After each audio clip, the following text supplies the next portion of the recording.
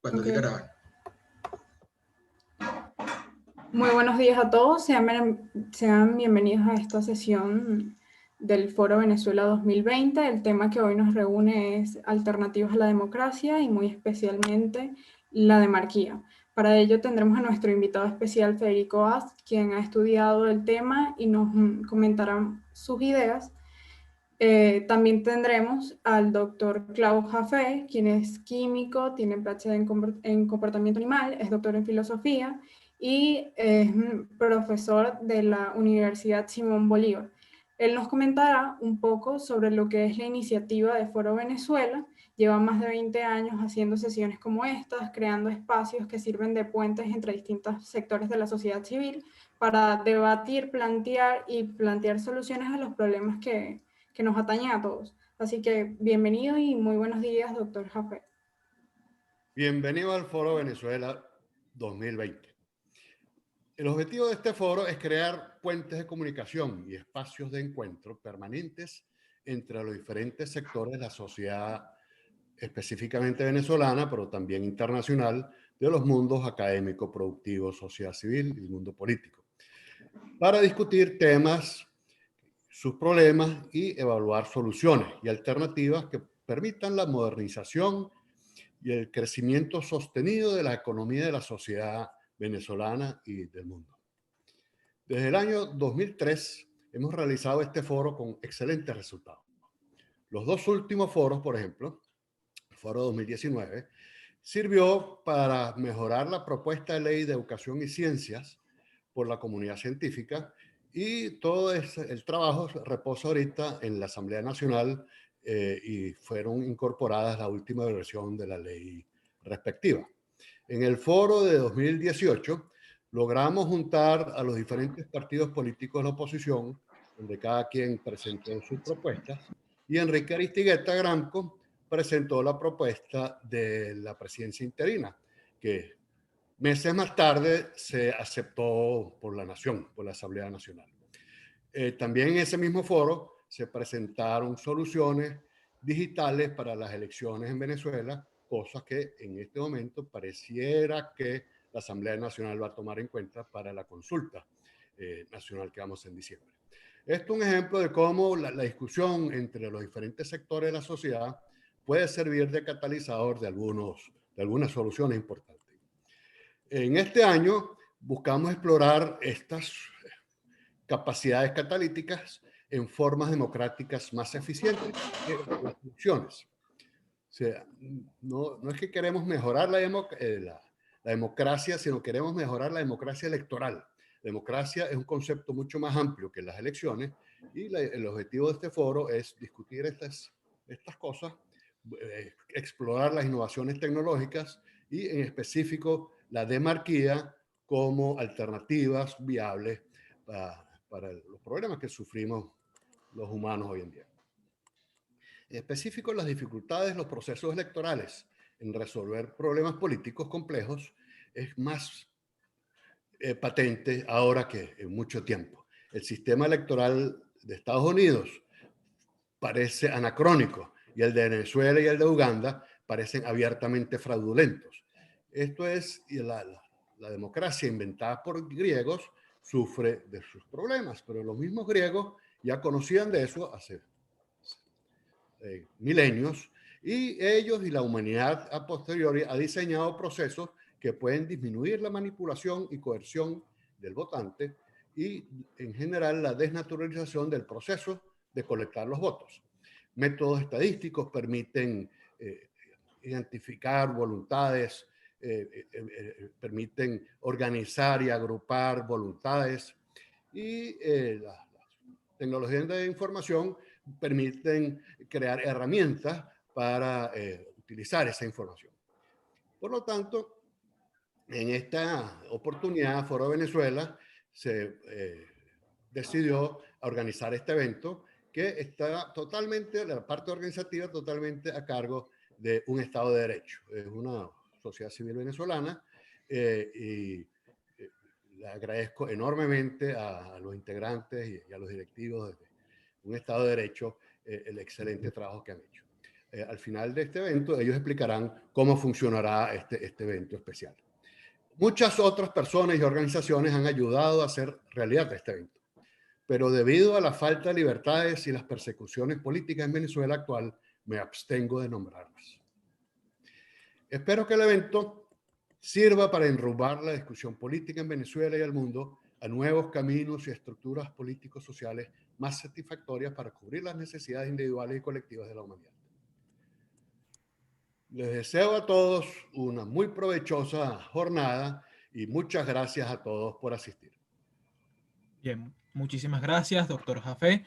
Bien, ahora me corresponde a mí a presentar a quien es el presidente de la organización Un Estado de Derecho, organización que se encargó junto a Foro Venezuela de realizar toda la logística de este congreso que estamos presenciando el día de hoy y que será de manera síncrona. Es el doctor Antonio Canova, quien es a los últimos 20, 30 años ha hecho ideas disruptivas en Venezuela respecto al derecho, pero no solo el derecho, sino aplicado a todas las ciencias sociales en general, y ha sido una de las mentes más lúcidas, considero yo, en este tema, y por eso agradecemos su participación en este foro y aceptar que sea Un Estado de Derecho la organización encargada de realizar este foro. Y en ese sentido también quiero agradecerle a Ana Cecilia Suárez, que me acompaña el día de hoy como moderadora, por todo el empeño logístico que puso junto a mi persona para la realización de este foro y que hizo un trabajo genialmente grande. Entonces, sin nada más nada que agregar y agradecer a todas las personas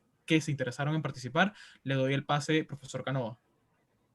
Qué gusto, José Gregorio, gracias.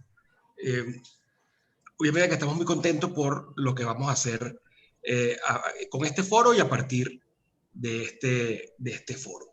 Gracias a Foro Venezuela 2020, al profesor Claudio Jafé, por esta iniciativa. Nos pone a pensar, a ver cuáles son las alternativas para la democracia. Indispensable, necesario, cuando bueno, la democracia ha ocasionado también y ha servido para toda esta tragedia que bueno, que vemos no solamente en Venezuela, sino en otros países. Tiende a crecer, a desbordarse, y llega un momento en que, bueno, de allí a la demagogia y la tiranía está a un paso.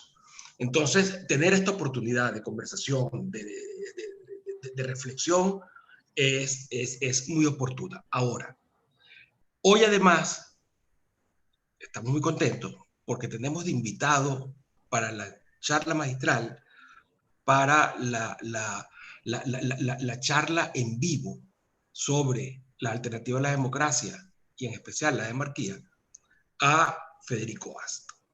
Yo no sé si ustedes conocen a Federico Ast, pero le digo que lo busquen. Federico Ast es emprendedor, es profesor, es conferencista en diferentes universidades, siempre sobre temas sobre innovación, blockchain, fintech, legal tech, transformación digital. Le ha interesado muchísimo cómo a través de la tecnología se pueden cambiar no solamente la empresa y el mundo académico, sino también la forma de organización política social. Es doctor en dirección de empresas en IAE Business School. Además de eso, bueno, conferencista, es docente en la plataforma de educación online Coursera, y en especial es fundador y CEO de Kleros. Síganle la pista a Kleros, porque Kleros va a ayudar a transformar más de una sociedad. Yo te digo, Federico, qué gusto tenerte acá. Qué placer que nos puedas dar tu visión sobre esta alternativa a la democracia y en especial la demarquía. Y lo que queremos es, bueno, escucharte y ver qué conclusiones podemos sacar de todo esto. Bienvenido, Federico. Gracias, Klaus. Y vamos a arrancar con tus ideas, Federico. Bueno, muchas gracias por la invitación. La verdad que no sé qué contento que me pone estar acá, y también les cuento cómo es que llegué yo a este congreso, porque yo vi un tuit de Antonio que dijo, bueno, estamos haciendo un congreso sobre la demarquía. La demarquía, pero me encanta. Yo muchas de las cosas que trabajo ahora, que típicamente las presento desde el punto de vista de innovación en derecho, en realidad son innovación en gobierno. innovación en mecanismos de toma de decisiones, y en gran medida mecanismos de toma de decisiones que tienen muchísimos años, y como decía el profesor Jaffe antes, los griegos, cuando hicieron sus ideas primeras de democracia, o sea, también tenían respuestas para muchos de los problemas que tenemos hoy en las democracias actuales.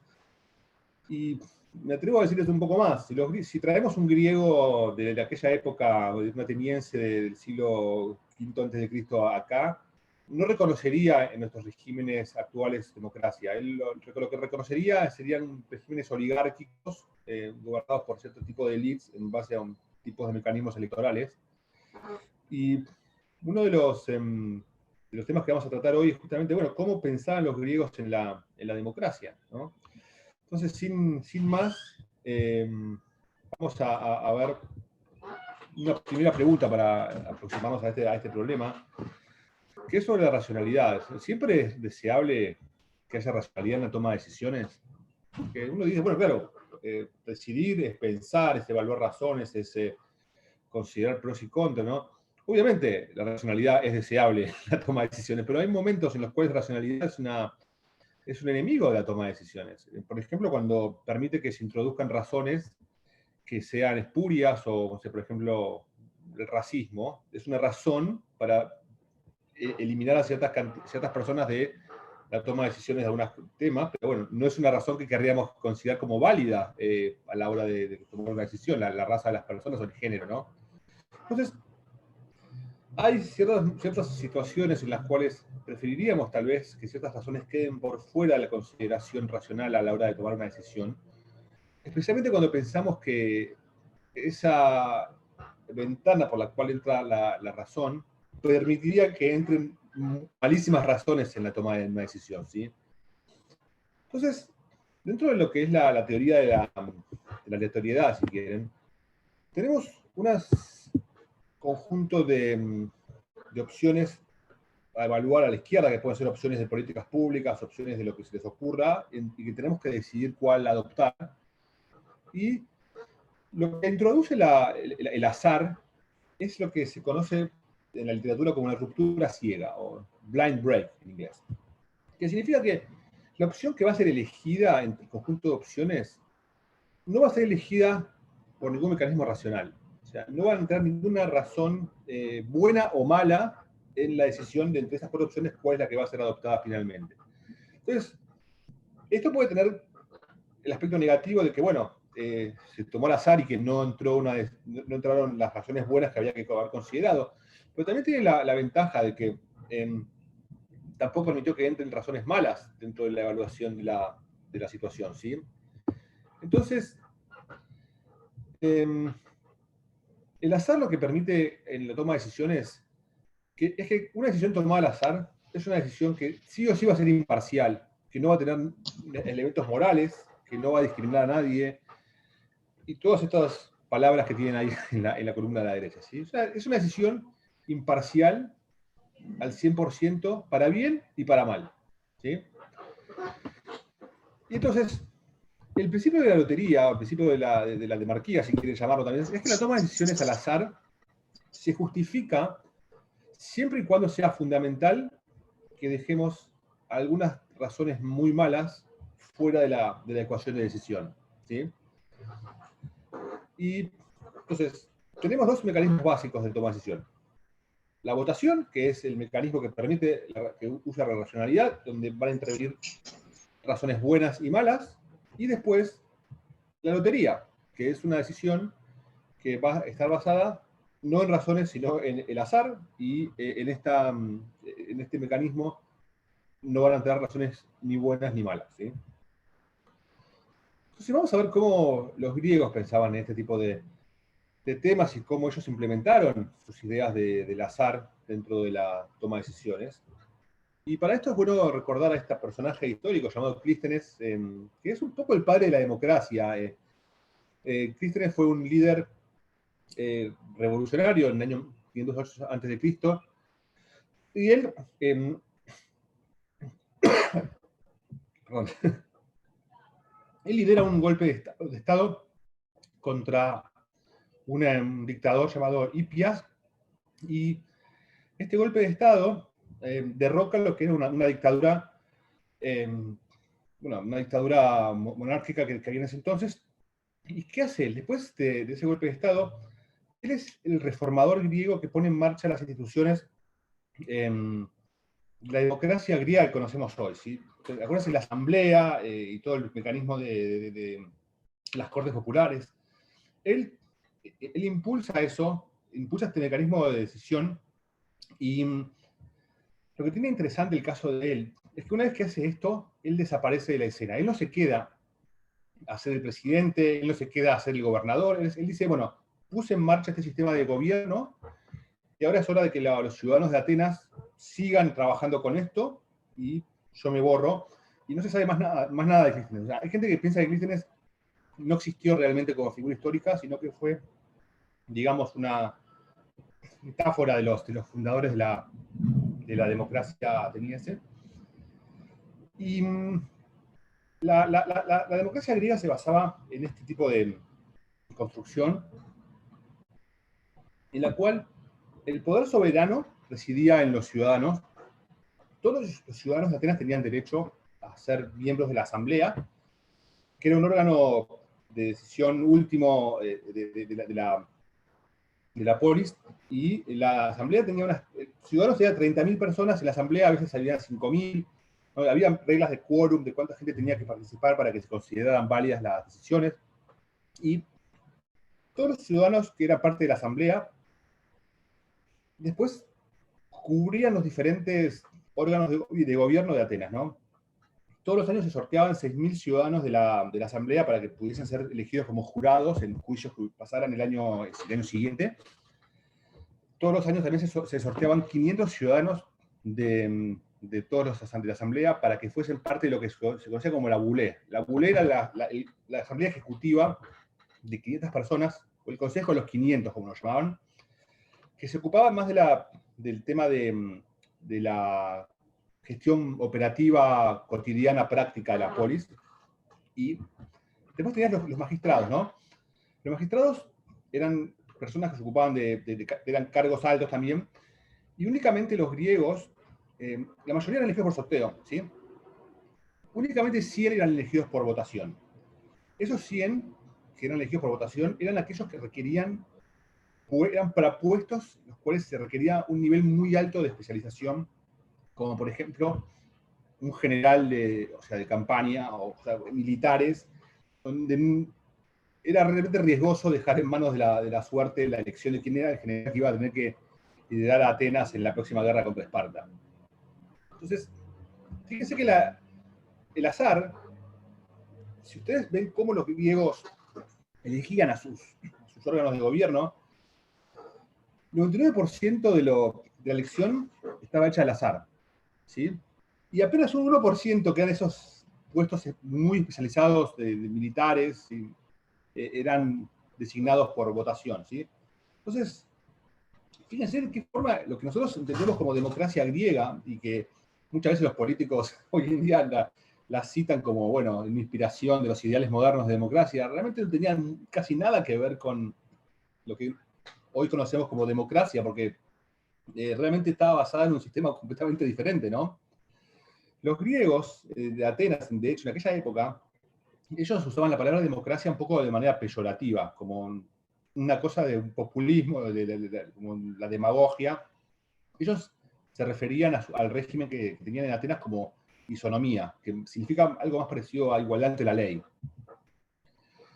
Entonces, recuerden, la bulé era el consejo ejecutivo donde los ciudadanos elegidos al azar, cada ciudadano era elegido al azar, y los griegos habían pensado en que cada ciudadano griego tenía que participar una vez en su vida en la bulé, ¿sí? ¿Por qué? Porque una forma de que todas las personas tuviesen la experiencia de lo que es la gestión pública, ¿no? Tuviesen experiencia de qué es realmente estar en la gestión pública, y que una vez que hayan cumplido su periodo de gobierno en la gestión pública, cuando vuelvan a ser ciudadanos a pie en la asamblea y vayan a ir a la asamblea para la toma de decisiones, y entonces sepan lo que es la persona que va a estar implementando la decisión que se tome en la asamblea, sepan lo que es estar en sus pies, ¿no? En sus zapatos. Y en este momento es muy interesante también ver de qué forma los griegos habían desarrollado sistemas de elección muy sofisticados, basados en esta moneda. Esta es una placa de bronce que tiene este tamaño, con una inscripción de... Es como el documento de identidad griego, ¿no? Que tiene la inscripción del nombre de la persona.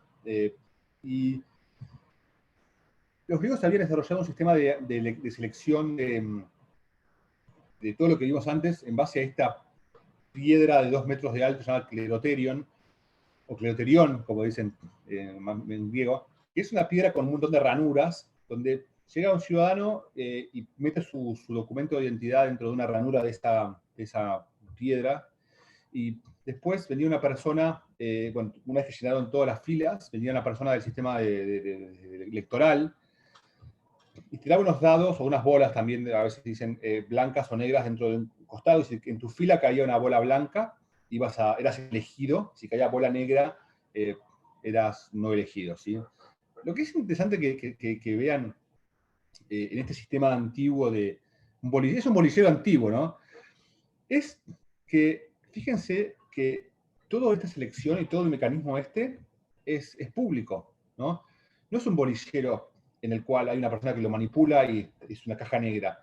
Es una piedra que tiene la parte de adelante con las ranuras que se puede ver desde adelante, y todos podían ver la forma en la cual se habían introducido las cosas y la forma en que se habían tirado las bolas y los dados. Entonces, es como que en una época que tenemos hoy, donde, bueno, el fraude electoral está tan de moda, los griegos habían desarrollado un sistema que realmente habían pensado específicamente para que cualquier ciudadano pudiese ver que la persona había puesto la placa y que la bola había caído por un tubo que es visible para todos. Entonces eso hacía que no hubiese ninguna duda en la forma en que se había hecho la elección, ¿sí? Porque el sistema de selección aleatoria que tenían, o sea, la polis dependía de que la gente confiara en el sistema Del momento que empezara a haber dudas sobre el funcionamiento de esto y hubiesen empezado a haber dudas sobre cómo esto funcionaba, bueno, era la guerra civil para ellos. Entonces, una vez que los miembros de la Boulé eran elegidos, ellos tenían su pequeña asamblea en la que sesionaban todos los días, que se llamaba el Bouleterión, que este es el edificio donde sesionaban. Y este es como una reconstrucción moderna de cómo se veían en su momento. De hecho, esto lo saqué de un juego de computadora llamado Assassin's Creed Odyssey, que reconstruyeron toda la antigua Atenas, y es un documento histórico impresionante, el trabajo. Así se veía el edificio ¿Y por qué tenían este sistema de selección? ¿Por qué habían implementado esta idea de la selección aleatoria, ¿no? Porque era un poco una respuesta a la estructura social que tenía la antigua polis. La antigua polis estaba dividida en una serie de tribus, que eran 10 tribus, acá me entraron nada más 3, así no puse todas, pero en la cual todos estaban peleando por el poder.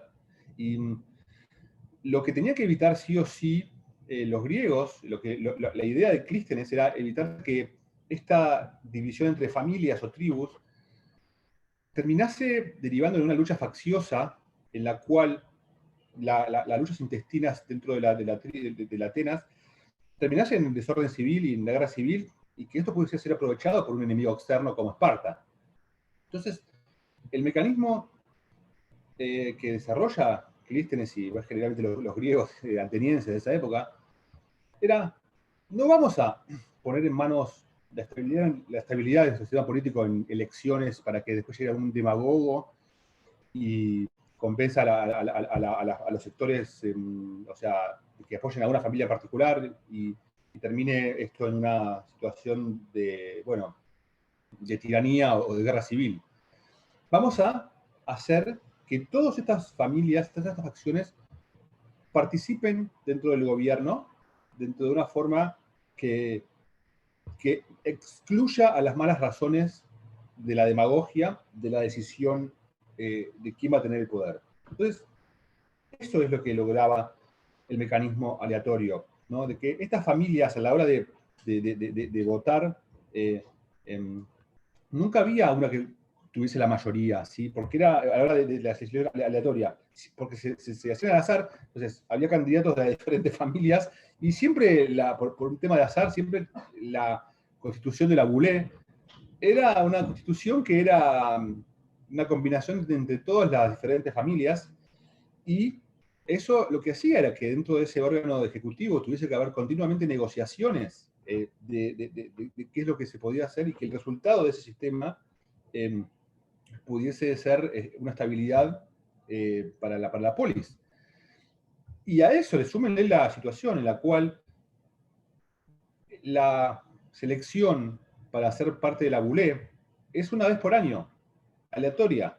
Entonces tampoco, si nosotros acá con Antonio habíamos sido elegidos para ser parte de la Boulé, y decimos, bueno, Antonio, ¿sabes qué? Vamos a empezar a hacer un movimiento político nuestro en el cual vamos a buscar aliados y vamos a empezar a hacer un poco más de fuerza juntos.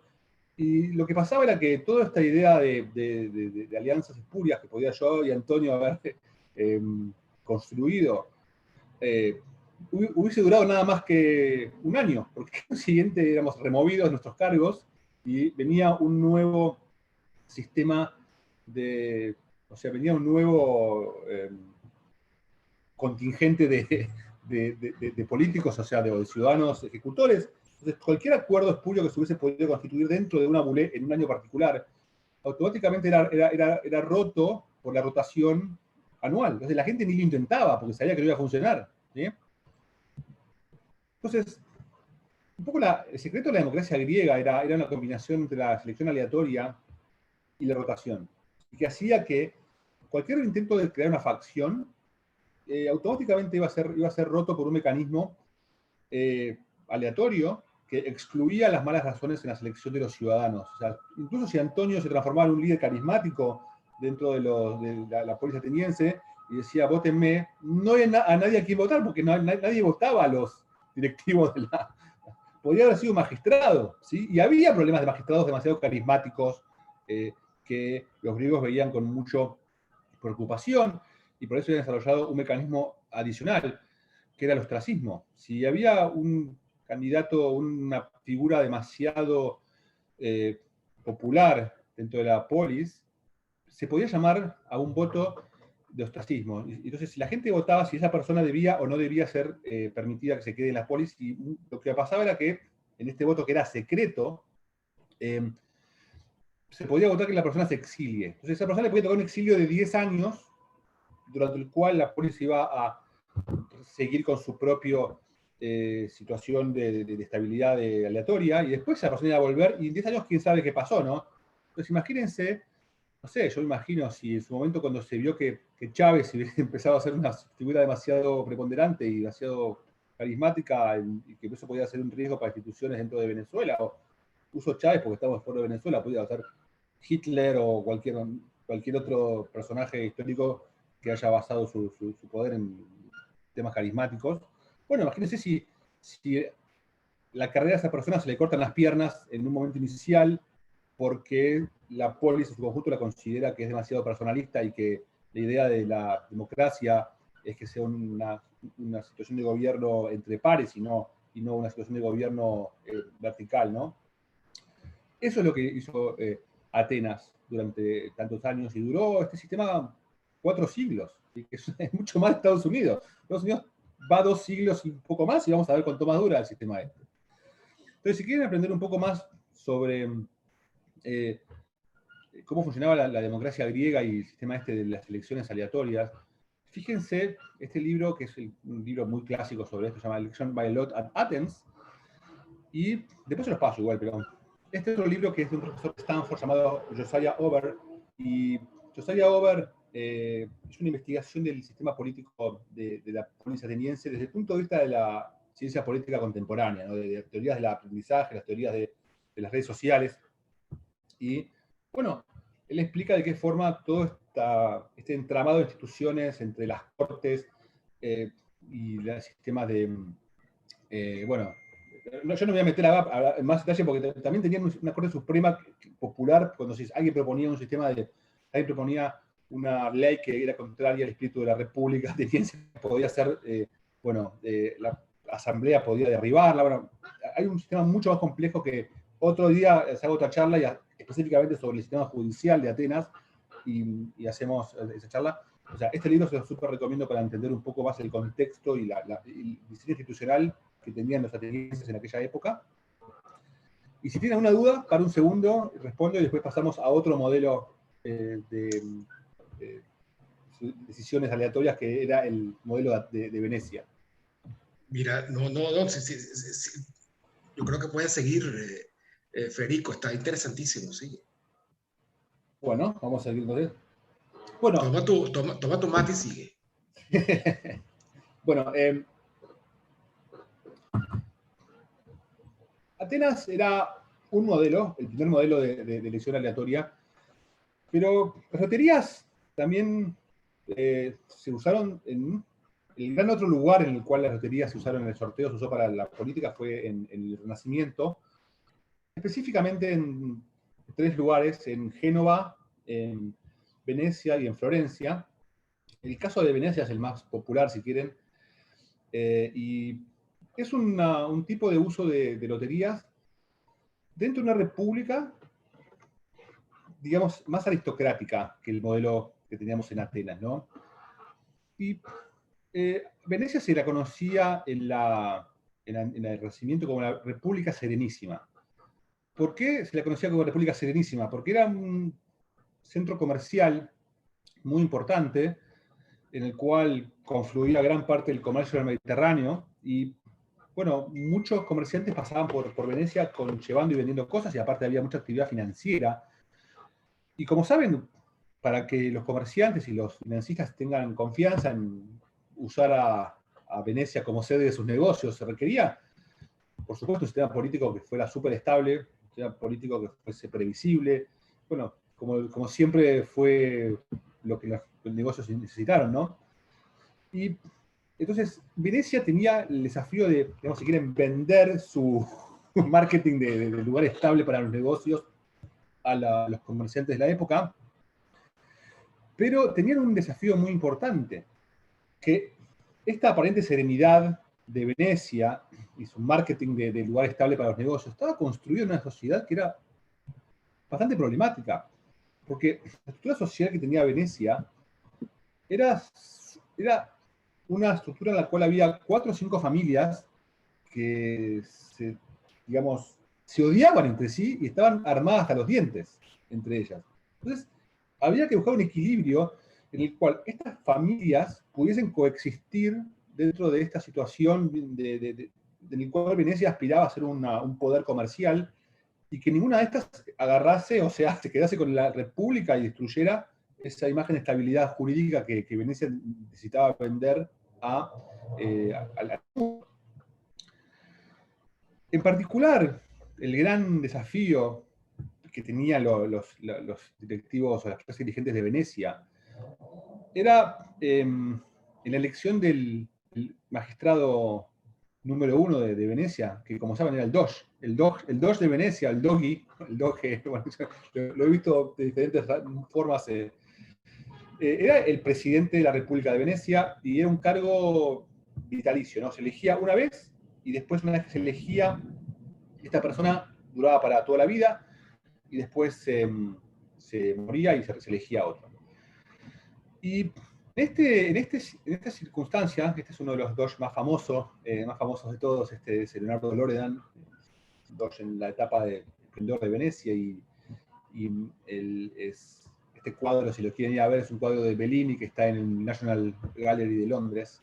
Yo cuando estuve ahí el año pasado y tengo 1 millón de selfies, la gente yo sacaba selfies y la gente decía, este tipo está loco, ¿qué hace sacándose fotos con este cuadro? Bueno, porque la forma de selección del Doge, había puesto la foto para mostrárselas, pero dije, me da un poco de vergüenza, o sea, es un foro serio, no puedo poner una foto de un selfie mía con el cuadro de fondo. No.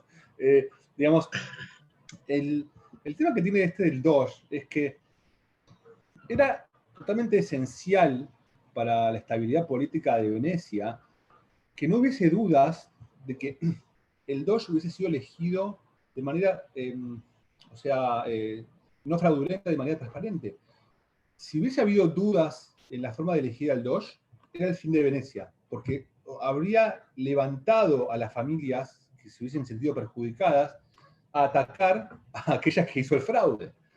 Entonces, el método de selección del DOJ de Venecia es el método de selección más complejo que haya la humanidad desarrollado en su historia, y funcionaba de la manera siguiente. Tenía muchísimo de aleatoriedad dentro de este. Primero, se juntaba primero las 1000 personas, que era como la asamblea de Venecia, o sea, el equivalente de la asamblea, el órgano máximo de gobierno de Venecia, que eran 1000 personas, de las 5 familias, de las familias más poderosas, ¿no? Que eran los que tenían la ciudadanía, acceso a la ciudadanía, que fíjense que era más pequeño que la polis, ¿sí? Venecia era una república aristocrática, no todos tenían derecho a ser ciudadanos, eran una cantidad limitada de gente. Entonces, se juntaban en lo que se conocía, o sea, cuando muere el DOJ, se convocaba el Concilio Grande. El Concilio Grande era un cónclave de 5 días, en el cual la responsabilidad de este concilio, que se reunía en el Palacio Ducal que les mostré en la imagen anterior, era elegir el nuevo DOJ. Entonces, esto funcionaba de la manera siguiente. De las 1000 personas que había en esa sala, se elegían 30 personas al azar. Estas 30 personas se retiraban a otra habitación, en la cual sorteaban de nuevo 9 personas, ¿sí?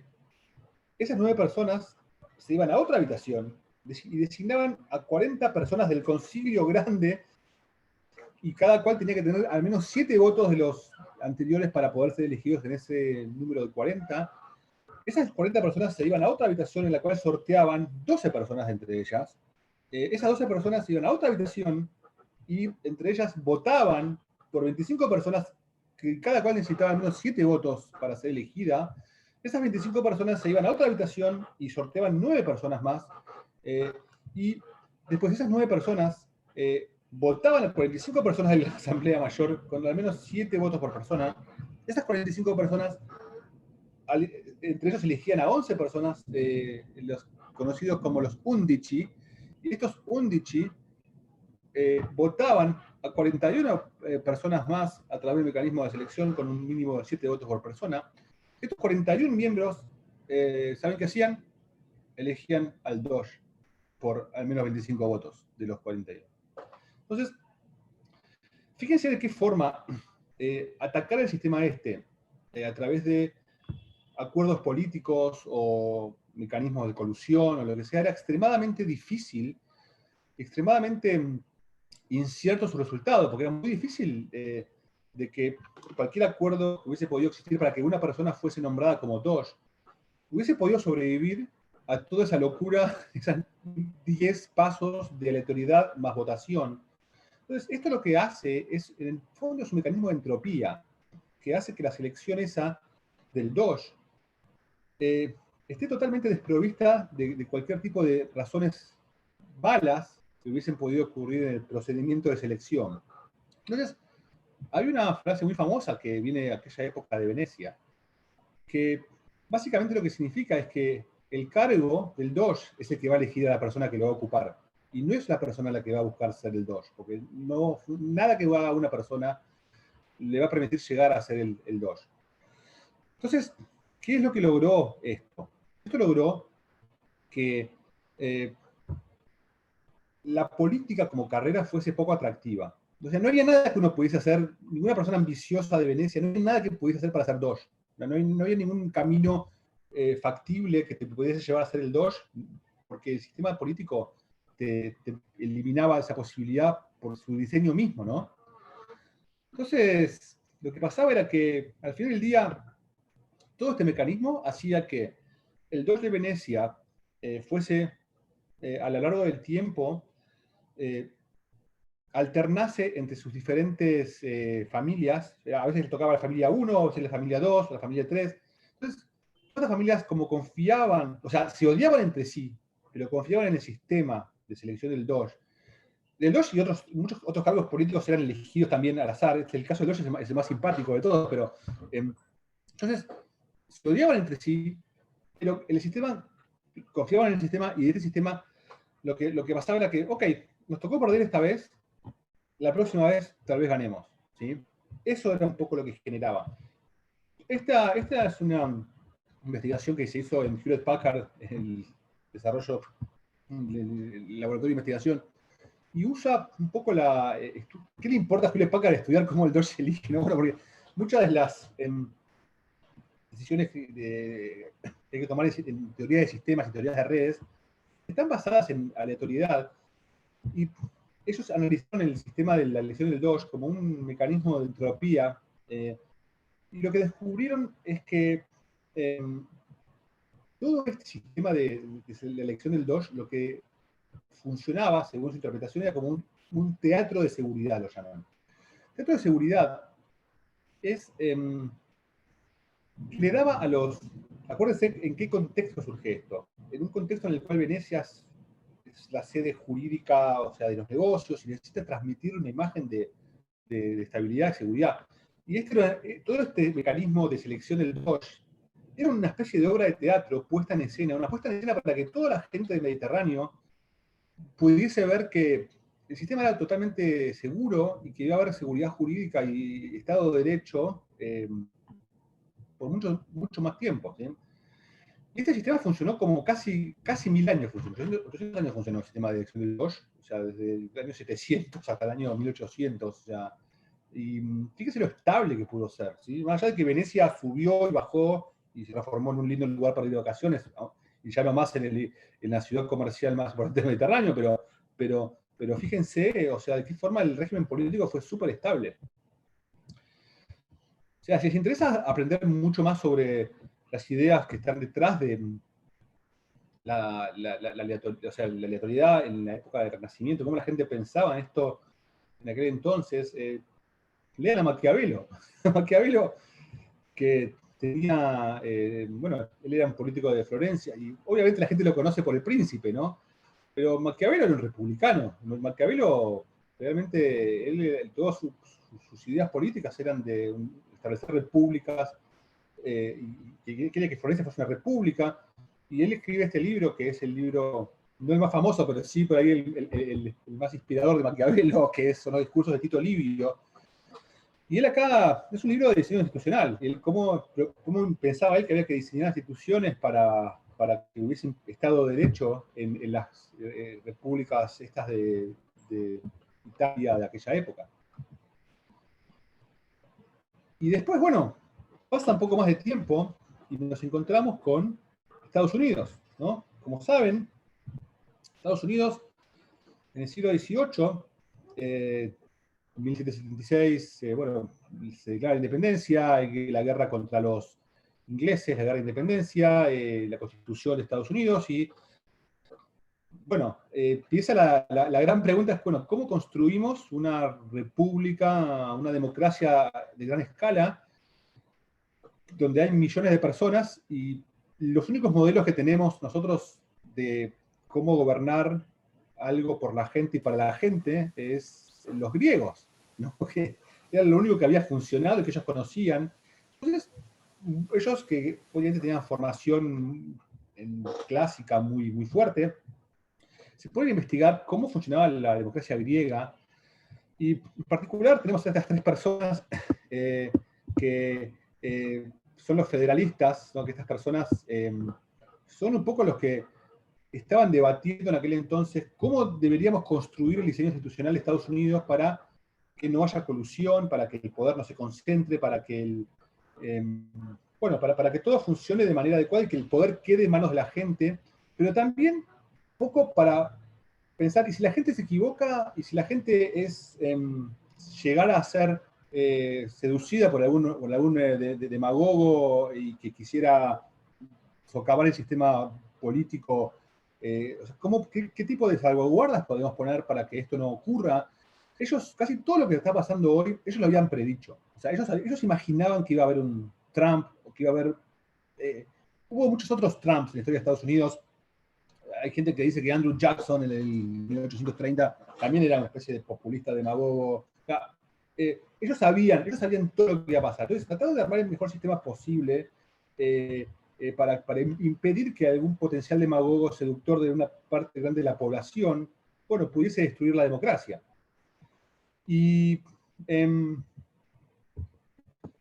En aquel entonces, uno de los padres fundadores, que no es el más popular de todos, pero que es un padre fundador que era un tipo que hoy llamaríamos un visionario, un tipo muy forward thinking, que pensaba, estaba casi a otros niveles, diría, respecto de los otros padres fundadores, se llamaba Thomas Paine. Era un inglés que se fue a Estados Unidos, él participó en la Revolución Francesa, estuvo preso por Robespierre, tiene una historia, o sea, tiene que haber una película de su vida porque es impresionante.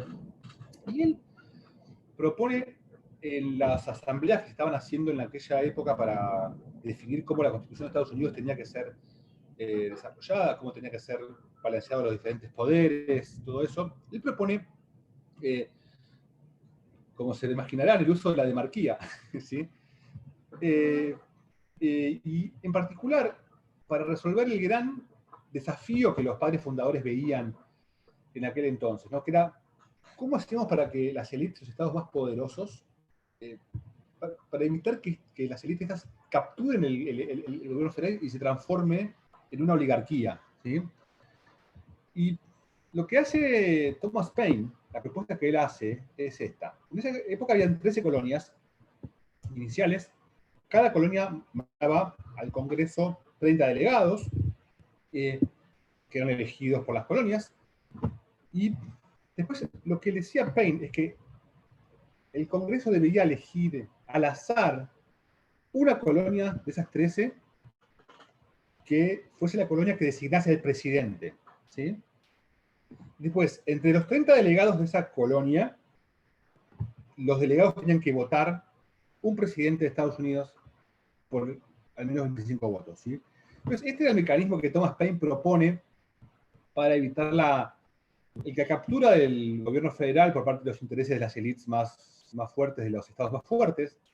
Y en el fondo lo que estaba buscando aplicar era algo que los griegos habían un poco hecho, ¿no? Que era que rotar la persona que le toca tener el poder, ¿sí? A través de un mecanismo aleatorio, ¿sí?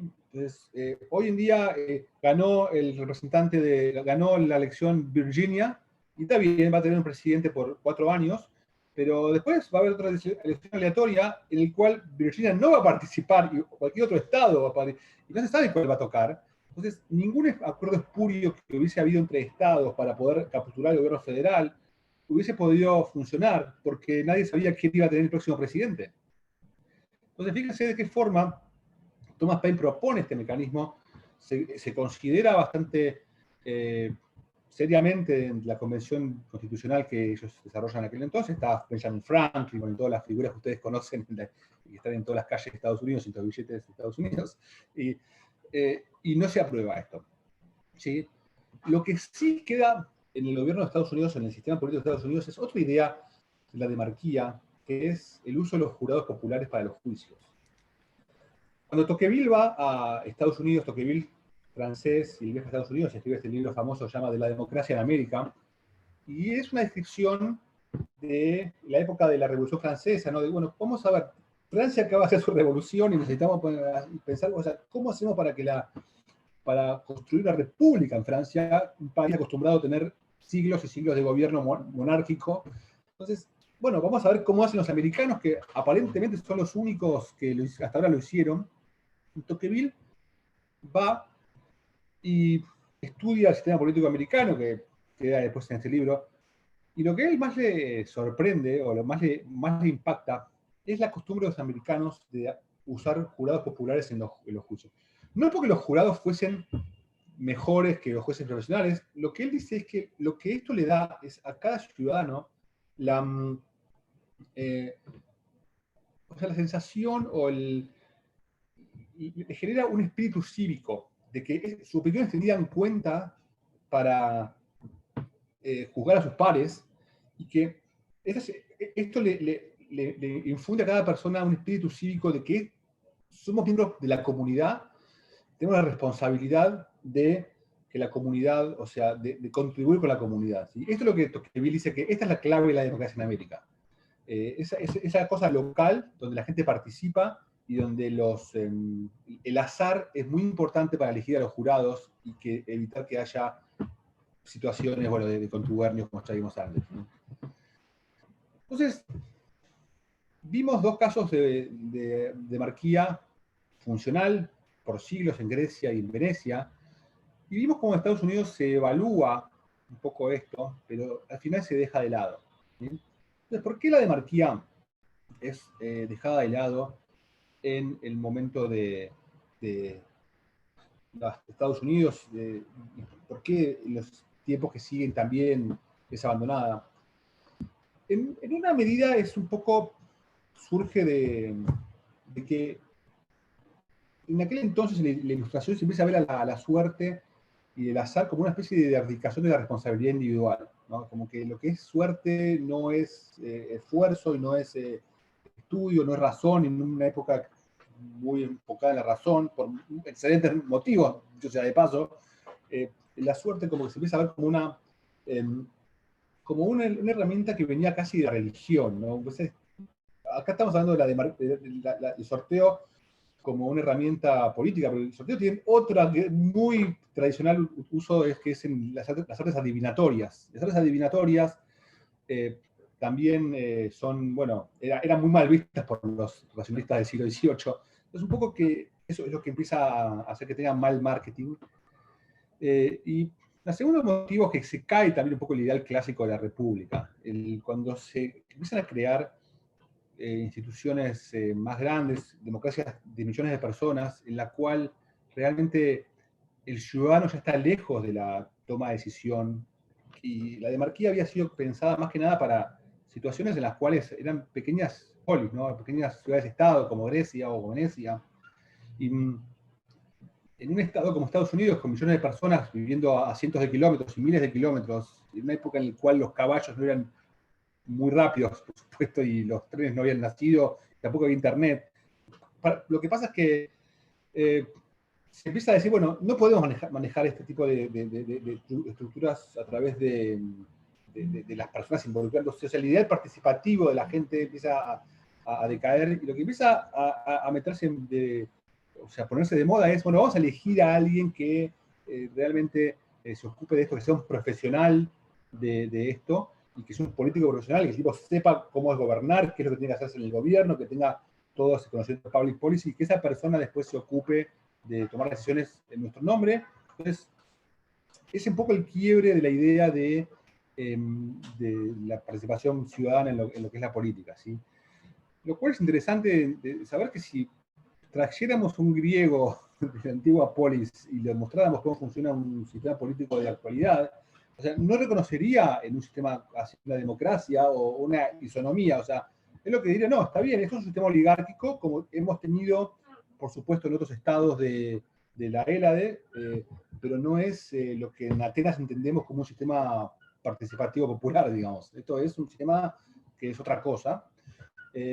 Y por supuesto, lo que pasa en este contexto diferente es justamente lo que los griegos y lo que los venecianos habían intentado evitar en sus polis, que era justamente la idea de que la política se redujera a la lucha de facciones, en la cual tenés dos grupos que defienden intereses diferentes, en el cual cada miembro del grupo representa no al conjunto de la entidad política, sino que representa a su equipo de fútbol, si quiere, ¿no? Entonces, eso es un poco la democracia, como le decimos a la gente de la democracia barra brava, ¿no? La democracia hooligan, en la cual, bueno, cada uno tiene su equipo y defiende a su equipo en cualquier barbaridad que su equipo vaya a hacer, y ya no importa ninguna noción del bien común, y bueno, entonces, esto es justamente lo que los griegos, con muchísimo esfuerzo, habían tratado de evitar a través del uso de mecanismos aleatorios, ¿no? Que las personas que participaran en las decisiones políticas tuviesen que decidir en un contexto de qué es lo mejor para el bien común y no qué es lo mejor para mi partido, ¿tá? Entonces, la experiencia que tenemos de democracia actual es la democracia representativa, democracia liberal, que no es que sea mala, pero que no es el modelo que se había pensado en su momento para las polis griegas, y un poco lo que hay en los últimos años, a medida que hay un montón de cuestionamientos sobre el funcionamiento de estos sistemas políticos actuales, en un entorno que es cada vez más complejo, más cambiante, es que hay un grupo de personas que empiezan a proponer nuevamente el uso de mecanismos aleatorios dentro de la política. Acá tienen, es un grupo que se llama los Clerotarians, síganos en Twitter, ellos publican habitualmente cierto tipo de investigaciones, ¿no? Y estos un poco son los representantes máximos de este sistema. Y uno de los contextos, de las propuestas que se han puesto en marcha dentro de este contexto es lo que son los mini públicos deliberativos, ¿no? Es para convocar a ciertos grupos de personas, de los ciudadanos, a deliberar en conjunto ciertos grupos aleatorios, elegidos aleatoriamente entre los ciudadanos, para que deliberen sobre temas de políticas públicas y que lo que estos grupos después voten se termine aplicando, o se termine usando para informar las políticas públicas que después se desarrollen. Entonces, esto es una especie de pequeña reentrada del mundo de la demarquía en los sistemas políticos contemporáneos. Ahora, justamente en Francia, esta mujer llamada Hélène Landemore está liderando un proceso que se llama la Convención Ciudadana por el Clima, que es para decidir qué tipo de política debería tener Francia en torno al cambio climático. Y se está aplicando una herramienta de tomar ciudadanos franceses al azar, ponerlos a deliberar entre ellos y en base a este tipo de trabajo, informar cuál debería ser la posición francesa en torno al cambio climático. ¿Por qué? Bueno, porque se considera que la deliberación a la que lleguen estos ciudadanos, esta decisión a la que lleguen estos ciudadanos al azar, es representativa de lo que sentiría el pueblo francés sobre la política que debería adoptar Francia en cambio climático. O sea, es un experimento muy interesante y ahora en todo este contexto, bueno, que todos conocemos de Estados Unidos, están habiendo nuevas propuestas de reforma institucional. Por ejemplo, gente que dice que en Estados Unidos debería haber una cámara, o sea, el Congreso de Estados Unidos debería tener una cámara que sea la Cámara de Representantes como la de ahora, y después otra cámara adicional que sea una cámara elegida como los griegos, como digamos, la bulé griega, en el cual ciudadanos al azar participen durante, no sé, un año y sea la otra cámara del Congreso de Estados Unidos para contrapesar un poco esta cosa aristocrática que se transformó la política de Estados Unidos, el cual es todo sobre, como le dicen allá, los special interests, ¿sí? Bien. ¿Bien por ahora? Perfecto, Federico, buenísimo. Sigue y después tenemos algunas preguntas de los participantes. Bien. Yo, como sé que mucha gente que ya conoce Clero, yo voy a mostrar algo muy rápido. O sea, tenemos, como saben, como les mostré recién, propuestas para aplicar demarquía en diferentes órganos de uso, o sea, órganos tradicionales, estatales. Digamos que los cambios constitucionales son lentos en general en los países, en las democracias occidentales, y entonces no sé si vamos a poder ver demarquía en estos países en el corto plazo, pero también hay un poco un terreno en el cual es mucho más fácil introducir modificaciones porque no hay todavía un gobierno tan claro que es Internet.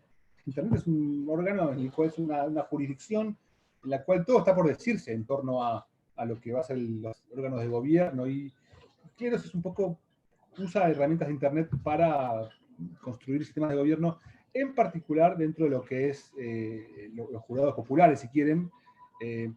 Y les muestro un pequeño caso, que ya Antonio lo habrá visto no sé cuántas veces, pero repasamos. Siempre es pertinente. Sigue, Federico, sigue. Bien, entonces, yo les decía antes, hoy en día tenés un caso de una mujer llamada Alice que contrata a una persona llamada Bob para hacer un trabajo por internet, un sitio web, un software, ¿no? Y digamos que puede haber una disputa vinculada con este acuerdo. O sea, y Alice no va a ir a un abogado por $500 en otro país, como son tan típicos los contratos que pasan hoy en día, y por montos pequeños, o sea, en general la gente no hay un sistema jurídico posible para esto. Entonces, ¿esto qué significa? Que hay un campo totalmente nuevo en el cual no hay realmente, no ha sido capturado por mecanismos antiguos de resolución, en el cual es un campo fuerte para experimentar con nuevas formas de gobierno y ver cómo funcionarían estas nuevas o viejas formas de gobierno alternativas a las que hoy se usan. Y no es casualidad que Kleros se llame Kleros, porque acuérdense de la herramienta griega para elegir al azar a la gente, que se llama Kleroterion. ¿Y qué significa Kleroterion? O sea, Kleros significa azar y Terion significa altar. Entonces, es el altar del azar. Entonces, Kleros es un mecanismo de marquía aplicado en el caso específico de decidir, elegir jurados para tomar decisiones, ¿sí? Entonces, imagínense que Alice y Bob, cuando hacen su acuerdo por su sitio web, ella hace un envío de criptomoneda a un fondo de escrow. No voy a explicar todo lo que es criptomoneda porque llevaría larguísimo, pero hagan el curso de Coursera sobre blockchain que yo tengo y van a entender todo bien ahí. Y entonces, se mandan fondos en criptomoneda a este fondo, a este smart contract, a este, digamos, fondo donde queda la plata en garantía retenida. Y ambos acuerdan que en caso de disputa, dentro de su contrato va a haber un árbitro llamado Kleros, y Kleros es una especie de mini sistema de justicia que va a elegir una serie de jurados al azar, y estos jurados, bueno, van a evaluar la evidencia y van a votar quién tenía razón en el caso en cuestión, y en este caso supongamos que ellos deciden que gana Alice, y entonces Alice recupera su dinero y terminó el caso, ¿no? Entonces, primera cosa a retener, son los jurados elegidos al azar, ¿tá? Entonces, ¿cómo se eligen estos jurados? Vamos a meternos un poco más en detalle en cómo funciona esto.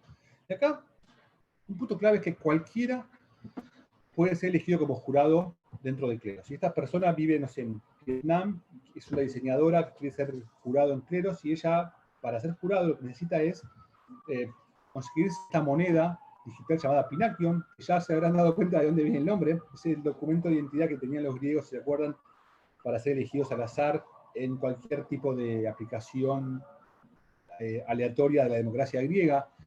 Entonces, esta moneda, que es un activo digital, te da el derecho a ser elegido como jurado en casos dentro de la corte de Kleros. Kleros tiene muchos tipos de cortes para casos muy diferentes, o sea, casos de freelancers, casos de seguro, bueno, lo que a ustedes se les ocurra.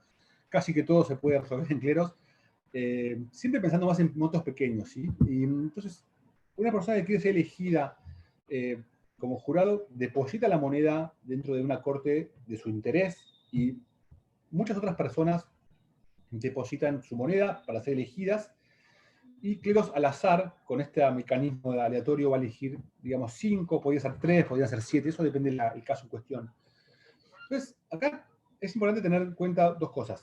Primero, toda la gente que es elegida acá como jurado, de manera voluntaria se ofreció a ser jurado primero. Y esto es un punto importante, porque no es como funciona actualmente el sistema de jurados de Estados Unidos, porque la gente inmediatamente dice, bueno, vamos a ver. Sí, los jurados de Estados Unidos son elegidos al azar, pero entre gente que no quiere estar ahí. O sea, es entre gente a la cual le cortás la vida, o sea, no tienen tiempo, no quieren ocuparse, o sea, y es como una molestia. Obviamente les pagan, pero les pagan una cosa mínima, y nadie quiere ser jurado. Entonces, primero, nadie que sea obligado a hacer un trabajo de mala gana lo va a hacer bien, como creo que todo el mundo sabe. Entonces, Kleros no tiene este problema, porque la gente que se postula para ser jurado en Kleros lo hace de manera voluntaria, y lo hace persiguiendo diferentes cosas. Una cosa que puede estar persiguiendo es, bueno, les gusta resolver conflictos porque esto les permite que haya más paz en el mundo, y eso es un motivo perfectamente válido. Pero otras personas que son jurados en Kleros podrían hacerlo porque quieren ganar dinero. Y ganar dinero no está para nada mal, siempre que sea por motivos válidos y dándole un servicio al prójimo. Pero esta gente, deposita la moneda esa, lo puede hacer con la intención de ser remunerado como un jurado. Y la moneda esa que quedó depositada ahí va a quedar bloqueada hasta que termine el caso de resolución.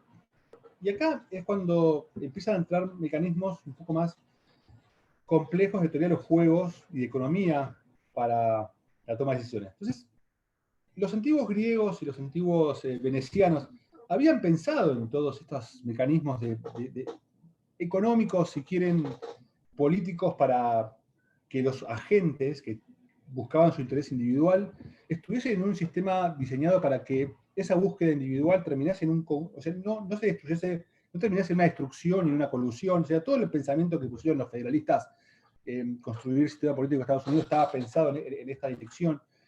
Entonces, Cleros un poco también piensa cómo se puede crear un sistema en el cual los agentes que buscan su interés individual, de todas formas, estén en un sistema que los conduce a construir un resultado que es positivo para la mayoría, que era un poco la idea que tenía Adam Smith del mercado, ¿no? Que los individuos, al buscar su interés individual, como por una mano invisible, son dirigidos a ayudar a la sociedad en su conjunto, ¿sí?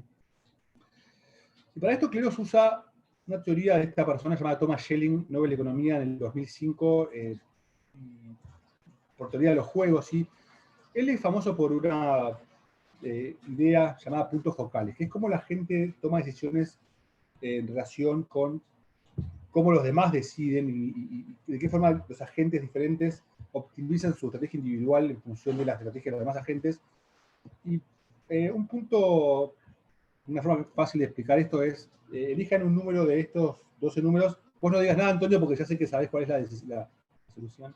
Entonces, cada uno elige de manera independiente el número que eligen los demás, la mayoría, ganan $20. Si eligen uno diferente, ganan 0. ¿Sí? Entonces, en este escenario de decisión, la mayoría va típicamente a elegir el 1000, porque es el número que parece un poco más destacado que los demás, y todos esperan que los demás elijan ese. Entonces, si ustedes llevan, o sea, el 1000 es el punto focal en el caso de ese. Entonces, si ustedes llevan esta lógica, donde ponen un conjunto de gente aleatoria a analizar una misma evidencia, y esta gente va a ser remunerada en función de cómo vote en relación con cómo votan los demás. O sea, van a ser remunerados si votan igual que la mayoría, y van a ser penalizados si votan diferente. Entonces, esta gente, la única forma que tienen de coordinarse va a ser votando lo que es la verdad sobre el caso, ¿sí? Entonces, esto va a hacer que este conjunto de jurados, siguiendo su interés individual, resulte en una decisión colectiva que es la verdad consensual de la comunidad sobre el caso en cuestión, ¿sí? Es más complejo el sistema, tiene un sistema de apelaciones, porque para que no, bueno, pero digamos, el núcleo es ese. Después, si quieren aprender más, yo les paso material de lectura para cómo funciona, pero ese es the gist, como dicen los americanos.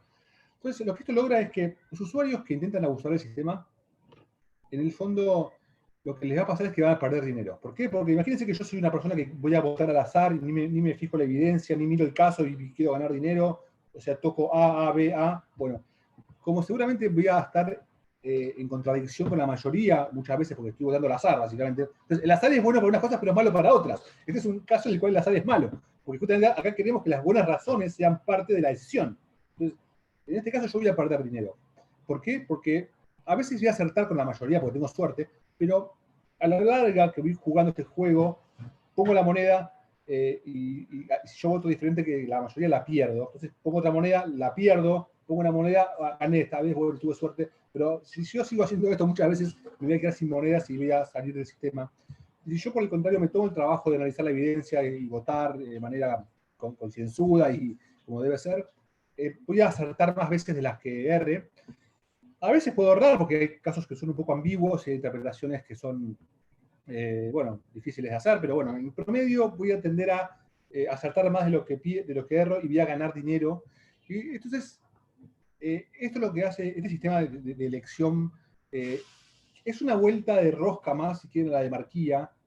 Está basado en la aleatoriedad, y a esa aleatoriedad se le suman incentivos económicos que hacen que los jurados se comporten de la manera honesta.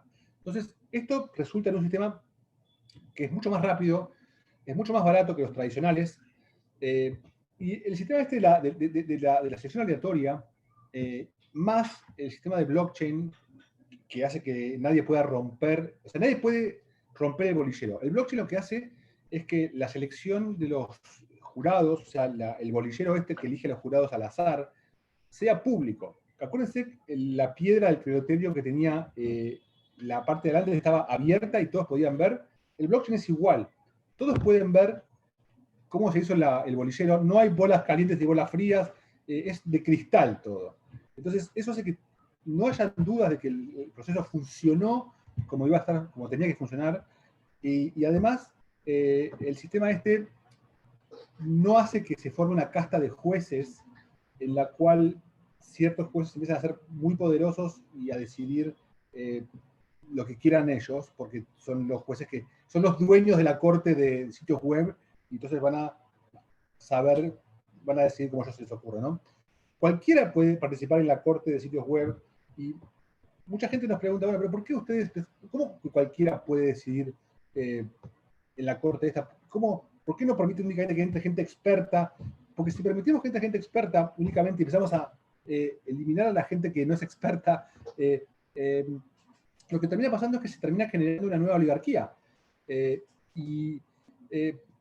importante que cualquiera pueda seguir siendo jurado en este sistema, y que eso le permita a los jurados que son actualmente saber que si hace su trabajo mal, va a haber otros que lo van a reemplazar, cosa que no pasa en los sistemas judiciales, ¿sí?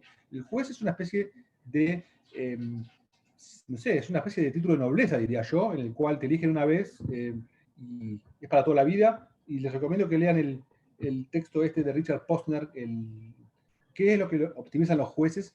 Y los jueces optimizan lo que optimizan todas las demás personas. O sea, hay una idea de los jueces como una especie de entes prometeos, abocados en su búsqueda de la justicia para la sociedad. Y la realidad es que en este texto lo que te muestran es que los jueces son personas que tienen sueño, tienen hambre, a veces no tienen tiempo, y tienen a los hijos que ir a buscar al partido de fútbol. Y no es, la decisión de los jueces no es tan clara como muchas veces la gente la idealiza, ¿no? Entonces, este es un sistema que es diferente, que no está pensado para reemplazar a los jueces, aunque el sistema de jueces tradicionales funciona pésimo. No imagino a Cleros para este tipo de casos, porque Cleros está más pensado para casos pequeños, porque este sistema de teoría de los juegos es bueno para un tipo de situaciones binarias, pero es más complicado implementar en situaciones más complejas, vinculadas con cuando hay 3 partes o más de 2 partes, y cuando hay más complejidad. Bueno, digamos que no es lo mismo, pero alguien podría inventar un sistema parecido a Cleros, más apto para los casos que tenemos hoy en la justicia tradicional. Entonces, por eso, como les decía, Cleros está más pensado para e-commerce, para casos de seguros pequeños, para casos de usuarios contra empresas por disputas de electricidad, agua, lo que sea.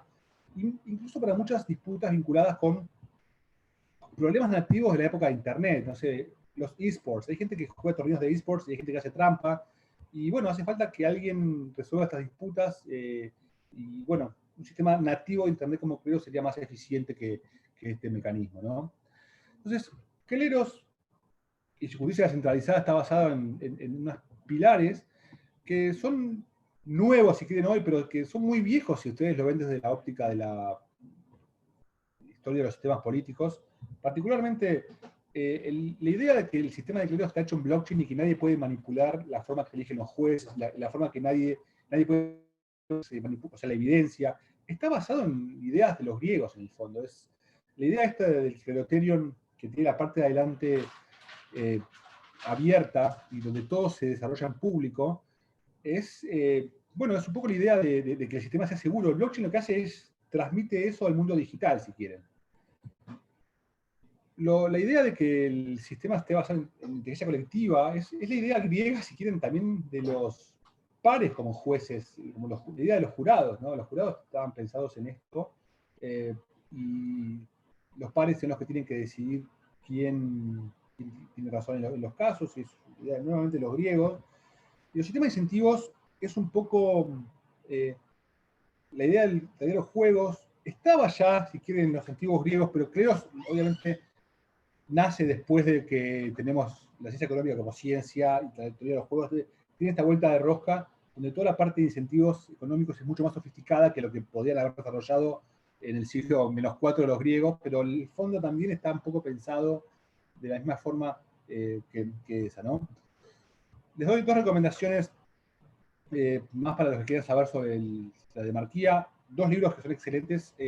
Luck of the Draw, de Peter Stone. Peter Stone es miembro de los Cleroterians, y tiene este libro donde, bueno, te explica desde un punto de vista conceptual, cómo funciona esto de la ruptura ciega y cómo se expulsan las malas razones de los casos.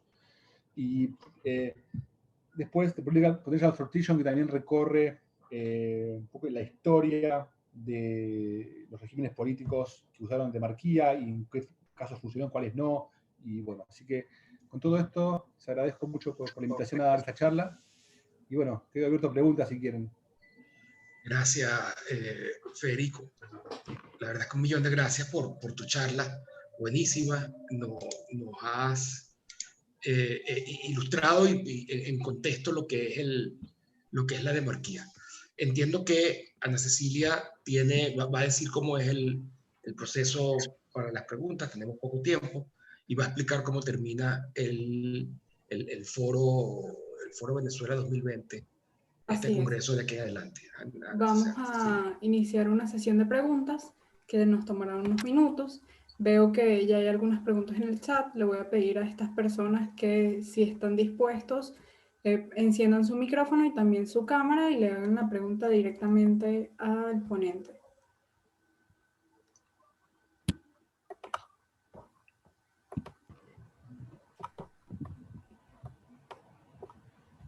Es Daniel Castillo quien ha hecho las preguntas. ¿Tú tienes alguna pregunta que hacer en el momento, Antonio?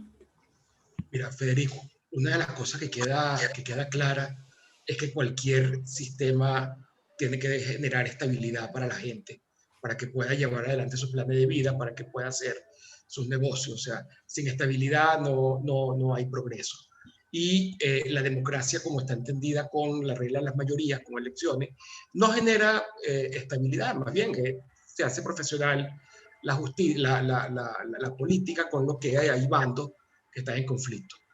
¿Qué diseño de mecanismo y qué hay atrás de la demarquía que evite eso? ¿Y qué otro sistema de elección de representantes nos puede ahorrar ese conflicto eterno que genera las elecciones por mayoría?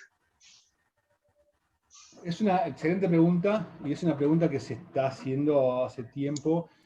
Y un poco, yo creo que es una cosa que es una combinación de cosas, porque tampoco es, acuérdense el gráfico que les mostraba al comienzo, que es, ¿qué es lo que hace el punto de ruptura ciega? El punto de ruptura ciega lo que hace es elimina las malas razones elimina las razones de la decisión. Entonces, los griegos también tenían su debate interno de, o sea, ¿cuánto queremos ser, digamos, aleatorios y cuánto queremos ser, cuánto queremos que tenga la razón a la hora de decidir quién tiene que decidir? Por ejemplo, si estamos, ellos en uno de los textos de Platón, había un argumento que presentaba Sócrates que decía, a ver, ustedes realmente quieren, creo que el ejemplo era sobre construir un barco, ¿no? Ustedes realmente quieren que a la hora de construir un barco, que lo construya cualquier persona al azar y después vos te subirías. Yo te digo, la pregunta es la misma, o sea, estamos en un avión y se enferma el piloto y hay que elegir a alguien más digamos, los pasajeros para que lo manipule, lo maneje hasta que aterrizarlo. Y hay uno que es piloto. O sea, ¿vamos a elegir al azar quién va a manejarlo o vamos a votar por él que sea el experto? ¿Sí? Entonces, digamos que la respuesta a esto es que es una combinación entre usar la votación para los momentos en los cuales la votación, en los cuales queremos que haya razones dentro de la decisión, y usar la demarquía en las situaciones en las cuales queremos que las malas razones, como acuerdos políticos oscuros o el racismo u otras razones que queremos considerar, o sea, que no queremos que influyan en la decisión final, o sea, cuando queremos que eso sea eliminado. Entonces, es una combinación y por eso todos los sistemas políticos tenían una combinación entre los sistemas políticos de demarquía, combinaban al azar con votación, ¿sí? Entonces, la respuesta es cuál es la combinación justa y en qué casos particulares vamos a usar azar y en cuáles vamos a usar votación, ¿sí? Y la respuesta es difícil de dar a priori, porque por ahí va a depender del sistema que uno quiera construir. Incluso podemos pensar en nuestro pequeño grupo de acá de la conferencia como sistema político y tenemos que decir, bueno, o sea, vamos a hacer que la persona que hable de demarquía sea la persona que estudió demarquía, o vamos a elegir al azar quien hable de demarquía. Hay un montón de situaciones en las cuales uno quiere que haya realmente razones. Entonces, no es fácil dar una respuesta, o sea, en abstracto. Habría que ver cuál es el sistema político en el cual estamos, cuáles son los desafíos que tiene el sistema político. Acuérdense que los griegos y los venecianos estaban muy preocupados por la lucha de facciones. Ellos tenían mucho miedo que este conflicto subyacente que tenían en su sociedad entre las facciones de las familias venecianas o de las tribus atenienses terminase en una situación o de guerra civil o de que la gente al final se termine votando a un populista que pueda más o menos arbitrar entre estas diferentes tribus a través de acuerdos que se hagan a espaldas realmente de los ciudadanos. Entonces, no sé si es una respuesta muy buena la mía, pero la respuesta, como dicen los abogados, es bueno, depende de la situación. Ok, voy a proceder a leer algunas preguntas que ya están escritas en el chat. Daniel Castillo pregunta qué valor tiene el token y en el caso hipotético del uso de cleros, en casos de reclamos de servicios públicos, es posible que se pueda aplicar a empresas del Estado, es decir, que jurados particulares elegidos de manera aleatoria decidan sobre empresas públicas. El valor del token sube y baja todo el tiempo, así que bueno, lo pueden ver, es público, así que no, está en cualquier exchange de tokens, se llama PNK, así que lo buscan ahí y ahí van a poder seguirlo si quieren. Y también comprar un poco si quieren ser jurados, claro.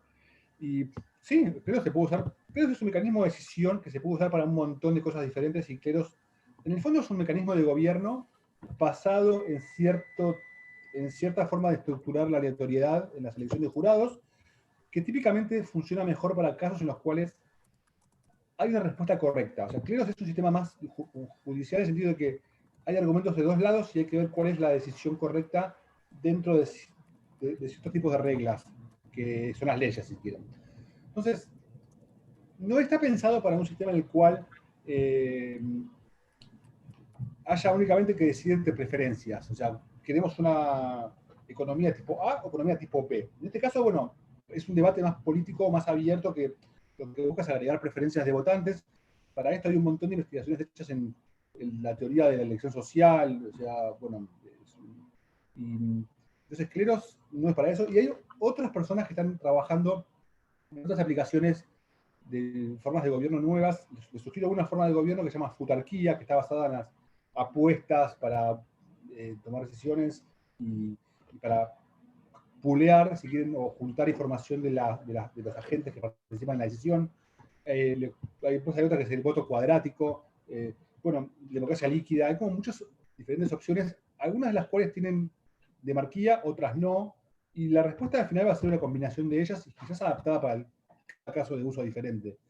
Les recomiendo mucho un libro, se llama Radical Markets, que es de Eric Posner y Glenn Wild. Posner, el hijo de Richard Posner, que escribía el paper sobre los jueces. Así que fíjense cómo todas las cosas van, padre e hijo se van transmitiendo.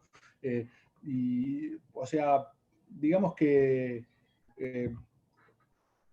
Cleros se puede usar para lo que sea, incluyendo casos de servicios públicos, para lo que sea dentro de casos más bien sencillos, ¿sí?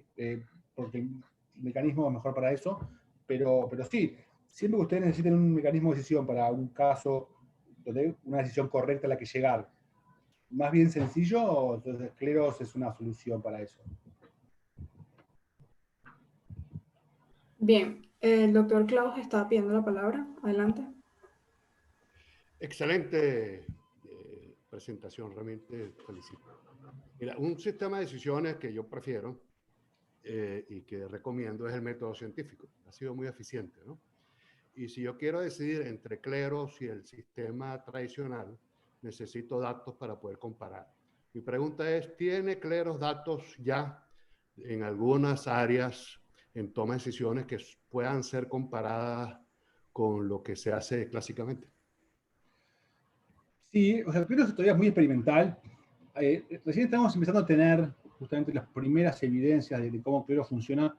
Y el caso que más uso tiene de Cleros ahora no es un caso de disputa tipo Alice y Bob, sino que es un caso de validación de activos financieros en mundo cripto. Piensen que Cleros nace en el mundo de las criptomonedas y Por eso las comunidades que están más cercanas a cleros hoy por hoy, las que tienen la expertise técnica para usarlo, son comunidades que ya están en el mundo de criptomonedas, ¿no? Y, o sea, el clero ya demostró que es más eficiente que los gobiernos en detectar si una moneda digital cumple o no cumple con las características necesarias para ser considerada segura para el consumidor, ¿sí? Eso ya tenemos un montón de casos de validación de eso, así que ahí con bastante confianza te puedo decir que sí. Después, bueno, con Antonio, Luis está estudiando, Luis Bergoya, que es venezolano, está en Stanford, está estudiando cómo cleros podría, o sea, ¿cuáles son los obstáculos principales para el uso de cleros actualmente? Luis se les unos cuantos, o sea, la falta de uso todavía de criptomonedas en muchas personas, también mucho de maduración de tecnología, los costos de la blockchain son todavía muy altos, cosas que, bueno, se va a ir resolviendo con el tiempo, porque es una tecnología nueva y siempre son más caras al comienzo. Entonces, eso, a medida que los costos de clero sean más bajos, vamos a poder ya empezar a usarlo en casos como los que les decía antes, el sistema de solución para los casos de electricidad o ese tipo de cosas y demás. Pero por ahora la validación que tenemos, que ya sabemos que funciona, es en la validación de tokens criptográficos de blockchain. Bien, Ramón Gutiérrez hace las siguientes preguntas. ¿Qué otras tecnologías usaríamos en la actualidad para los sorteos? ¿No se generaría corrupción en quienes concentran esas tecnologías? Y con respecto a la ciberseguridad, ¿los hackers no serían un peligro para estos? A ver, las tecnologías, acá lo que tiene de muy importante es que algo que no había antes, que es el blockchain. Yo una vez fui a los tribunales de Argentina, los tribunales federales, y me mostraron la máquina, porque la aleatoriedad también funciona en los sistemas actuales en la justicia, o sea, los jueces son elegidos al azar para los casos, ¿no? Porque no queremos que haya malas razones que un juez sea, o sea, amigo de la gente la cual tiene que juzgar. Entonces, ya hay azar. Ahora, una vez fui al lugar donde hacen la selección de los jueces en Argentina para los casos, y había primero un bolillero, un costadito viejo, ya como que tenía como 100 años ese bolillero, y había una computadora en el medio de la sala, como una computadora que tenía más o menos 100 años también. Dios sabe únicamente qué es lo que había dentro de esa computadora y el algoritmo por el cual esa computadora elegía al azar los jueces. Un sistema cerrado en el cual, bueno, si uno confía en el que lo creó, bueno, bien, pero lo que el blockchain nos garantiza es que la forma que se va a hacer la elección aleatoria es pública. Es como los griegos lo sabían, la piedra tiene que ser pública. Si vos pones una tapa delante de la piedra, la gente no ve lo que está pasando. Entonces, el blockchain lo que hace es saca la tapa esa y hace que no queden dudas de que el mecanismo de selección funcionó como se... Que miren qué actual es esto, que Estados Unidos está pasando esto ahora en la votación por correo, sí, o sea, es un tema de total actualidad ahora, ¿no? Entonces, la tecnología para los sorteos tiene que ser blockchain, sí o sí. Corrupción, no hay corrupción porque la gente puede ver cómo se hizo el sorteo, o sea, es todo público.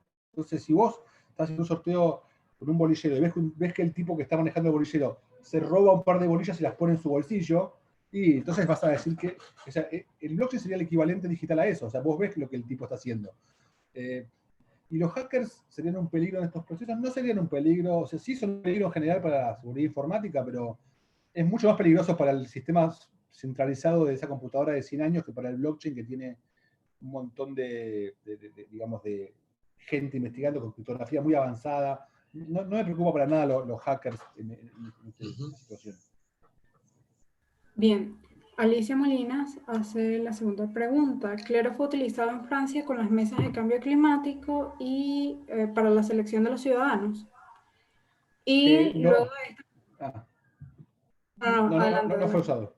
No fue usado. Me da curiosidad saber por qué, evidentemente, en Francia hay tanto interés por estos temas, porque, bueno, mi cofundador es Clément, que es francés, y esto pasó en Francia. Yo conozco a la persona que desarrolló este experimento de cambio climático, Yo, de hecho, les recomiendo mucho que la inviten a dar una charla a ella, que es Len, que es una genia y es una pionera también en estos temas. Yo se la puedo presentar si quieren, pero Vale. no se usó en Cleros en ese caso. Vale. Bien, vamos a darle la palabra para cerrar a Daniel Castillo. Hola Federico, no activo mi video porque estoy desayunando y no quiero dar evidencia de desprolijidad, como dicen acá en Argentina. A ver, el tema tiene como dos lados, digo yo, uno altamente técnico y uno altamente filosófico, y yo me quiero ir por el segundo. Me parece que al principio das una crítica al racionalismo, concuerdo contigo, y como que intenta resolverse con el sistema aleatorio y con el sistema de la teoría de los juegos. Y te pregunto yo, capaz está, pero capaz no lo mencionaste, ¿dónde entra por ahí el espacio para la praxeología? ¿Hasta qué punto está la praxeología ahí, tomando en cuenta que, o sea, tú conoces a bastante profundidad el tema de la filosofía y cómo entra la praxeología ahí como contrasentido a lo que es el racionalismo, el colectivismo y todo eso? ¿Okay? Entonces, por ahí va mi duda, tocando más que toda la parte filosófica del tema. Yo creo que, digamos, en el fondo lo que pasa acá es que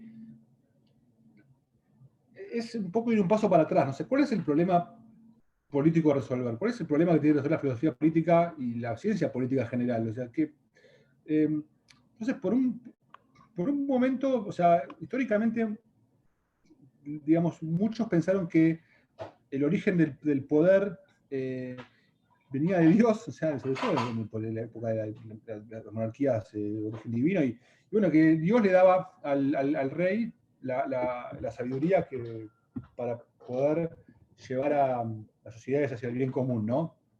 Después hubo otras ideas vinculadas con bueno, sobre todo cuando llega el racionalismo y digamos lo que es la protoeconomía y la aplicación de conceptos económicos en la ciencia política. Por ejemplo, no sé, Hobbes. Cuando Hobbes hablaba del Leviatán y del estado de naturaleza, y un poco era una teoría de los juegos, ¿no? Hay gente que analiza la ciencia política de Hobbes desde la teoría de los juegos, en el cual somos una situación en la cual estamos todos en una situación de átomos en la cual los vamos a matar entre nosotros porque no hay nadie que coordine esta sociedad, y necesitamos una especie de un monarca que tenga el poder para que todos tengan miedo y todos se comporten de manera adecuada. Y según la teoría de Hobbes, es racional para los agentes, para las personas en estado de naturaleza, tener un dictador antes que no tener a nadie. Porque lo peor que puede pasar es que haya una guerra civil, entonces mejor un dictador, ¿no? Entonces, después, diferentes autores se fueron preguntando, bueno, está bien, pero este dictador, ¿cuánto derecho tiene sobre nuestras vidas? ¿No? Porque en el fondo todo venía de un pacto que hacemos, un pacto hipotético en el cual aceptamos un dictador porque es mejor que la nada, pero después ese dictador, ¿tiene el derecho a matarnos o no? ¿O hay algo que nos pertenece que nunca podríamos entregar a un dictador, ¿no? Entonces, como que yo creo que los conceptos de teoría de los juegos en los cuales está basado Cleros y que está basado otros, yo hablo de Cleros porque estamos hablando de Cleros, pero hay otros sistemas de gobierno nuevos que están desarrollando actualmente.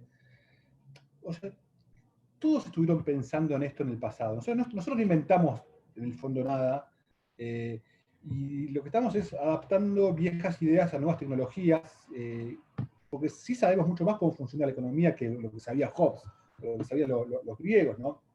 Y entonces, lo que tiene para mí el racionalismo, bueno, es la idea esta de que después por llamar ingeniería social, ¿no? Ingeniería social fragmentaria, en la cual tenemos un problema social a resolver. Bueno, vamos a intentar hacer algo, y si no funciona vamos a intentar con otra cosa, y tratar de tener como una serie de ¿cómo se dice? Como que objetivos y metas concretas que queremos alcanzar con el mecanismo que desarrollemos. En el caso de Cleros, lo que queremos, nosotros tenemos claridad al menos en lo que queremos alcanzar. Queremos que el sistema este de Cleros sea rápido, sea eficiente y sea transparente. ¿Sí? O sea, podremos lograrlo o no, en función de la experiencia que tengamos, o sea, tenemos esperanzas que vamos a lograrlo, pero al menos sabemos los objetivos y podemos enunciarlos. En muchos casos lo que pasa con la política es que tampoco es claro, o sea, ¿cuál es el objetivo del sistema político? O sea, no sé, o sea, si le preguntan incluso a políticos profesionales, ¿cuál es el objetivo? Bueno, sí, la educación, la salud, o sea, generalmente van a ser generalidades y como que un poco está todo perdido en esa especie de nube de generalidades y de eslogans y de todo eso, y pasa que yo creo que el racionalismo, de hecho, tiene como un poco la praxeología, esa cosa de ajustar los medios a los fines que queremos buscar. ¿Cuáles son los fines de un sistema político? Preguntaría yo. Y bueno, o sea, no es muy, o sea, acá es como estoy predicándole al coro, entonces es como que es fácil, sí, bueno, proporcionarle a la gente, a los individuos, un marco del cual desarrollar sus planes de vida, y bueno, en un estado que haya previsibilidad, que haya respeto por las libertades individuales. Pero ustedes ya me creen esto, o sea, me parece como que no es acá el lugar al que tengo que predicar esto, sino que es predicarlo a la gente que tal vez no esté de acuerdo con todo esto. Entonces, a mí lo que me parece importante, que es lo que están haciendo ya la gente de los Cleroterians, es difundir las ideas como estamos haciendo acá. O sea, este video se filmó, vamos a difundirlo para que lo vean todos en las redes sociales, que hoy en día son los lugares por los que circula la información. Y también inviten a todos los Cleroterians a dar una charla, hagan un congreso Venezuela de Marquía. Venezuela, lamentablemente, es un terreno fértil para nuevas ideas en terrenos políticos, porque cuando las ideas viejas no funcionaron demasiado bien, y ya no hay tanto más para perder, me imagino, lamentablemente. Entonces, un poco también la innovación surge en situaciones en las cuales el costo de innovación es bajo. Intentar con ideas de Marquía en Suiza y puede ser un poco más costoso. Los suizos ya tenían ideas de Marquía antes, pero en países que están funcionando más o menos bien, bueno, es más costoso. Yo creo que para mí, un caso como el de Venezuela, o el caso de Argentina también, por supuesto, en una etapa un poco anterior todavía, pero son terrenos en los cuales hay muchas oportunidades para probar estos nuevos esquemas con una mirada crítica, racional. La de Marquía, como les dije, no es para todas las cosas y no resuelve todos los problemas, pero sí resuelve una cantidad de problemas que sí existen y que son muy graves. Así que eso es un poco el mensaje. Bueno, Federico, dentro de las ponencias asíncronas, te comento, José Gregorio y yo conversamos sobre ideas para aplicar precisamente la demarquía acá en Venezuela y que tuviera un bajo costo, pero como bien mencionas, en Venezuela básicamente nada funciona. Entonces lo bueno de esto es que podemos crear todo de nuevo y tenemos el terreno fértil para eso. Para todos los demás participantes, pues queda agradecerles haber estado durante esta sesión en vivo del Foro Venezuela 2020. Te agradecemos, por supuesto, a ti por tu valiosísima exposición, por aclarar todas las dudas que se presentaron y pues por seguir apostando a difundir estas ideas. Para todos los demás participantes, queremos recordarles que el resto de las ponencias se encuentra en la página forovenezuela.tk. Esta ponencia, igual que las demás, van a estar alojadas en esa página y serán difundidas a través de las redes sociales del Foro Venezuela, que en Instagram y en Twitter son Venezuela Piso Foro. Además, queremos recordarles a los participantes que el día martes se estará abriendo otra sesión similar a esta como conversatorio con los ponentes. Con los demás ponentes son aproximadamente 11 ponencias que están alojadas acá en la página web, que abordan el tema de alternativas a la democracia y de la demarquía desde distintos puntos de vista. Y pues el martes tenemos la oportunidad de que le presenten a ellos sus preguntas. Les recomendamos que tomen lo que resta de fin de semana para verlas y que planteen sus dudas durante ese día. También los que no lo hacen, que nos sigan en las redes sociales y en el canal de YouTube de Foro Venezuela 2020 estarán alojadas, ya están algunas y estará esta también, todas las ponencias. Muchísimas gracias a todos. Antonio, no sé si quieres agregar algo. Solamente agradecerte, Federico, a Foro Venezuela 2020. Ha sido un gusto compartir acá y escuchar sobre estas ideas. Y bueno, hay tierra fértil. Vamos a ver qué logramos sembrar, empezando obviamente por la cabeza de las personas. Así que gracias, Federico, gracias a todos los que se conectaron, Klaus, maravillosa iniciativa. Así que nos vemos el martes. Muchas gracias, hasta la próxima. Nos vemos. Un abrazo, gracias.